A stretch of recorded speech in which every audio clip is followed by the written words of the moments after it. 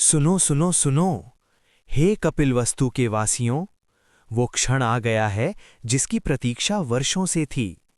ज्ञान की ज्योति लेकर शाक्य कुल के राजकुमार अब बुद्ध बनकर लौट आए हैं। जय शाक्य मुनि बुद्ध। वर्षों बाद जब वे कपिलवस्तु पहुंचे तो राजमहल नहीं गए।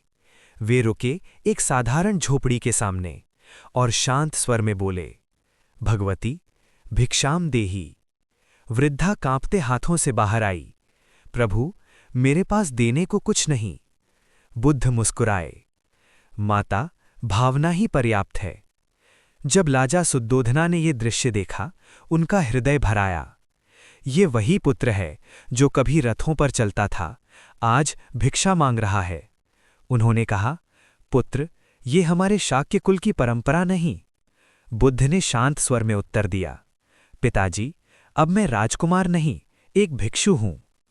भिक्षा मांगना अपमान नहीं, ये अहंकार को तोड़ता है। दान देने वाला भी पवित्र होता है और लेने वाला भी। मेरे मार्ग में राजा और भिखारी दोनों समान हैं। राजा मौन हो गए। उन्हें स्मरण आया ऋषि असिता की भविष्यवाणी। महल में खबर पहुंची, सिद्धार्थ लौट आए हैं। महादेवी महाप्रजापति गौतमी की आंखों में आंसू थे और रानी यशोधरा मौन बैठी थीं। उन्होंने कहा, यदि मिलना है तो वे स्वयं आएं। बुद्ध स्वयं उनके कक्ष में पहुंचे। वर्षों का मौन आज आमने सामने खड़ा था। यशोधरा की आंखों में प्रश्न थे, पर बुद्ध की आंखों में करुणा। कोई शब्द नहीं, केवल मौन संवाद। तभी एक कोमल स्वर गूंजा, क्या मैं आपको पिता कह सकता हूं? ये थे बालक राहुला। बुद्ध ने उसे देखा और बोले, हाँ पुत्र, मैं तुम्हें कैसे भूल सकता हूं।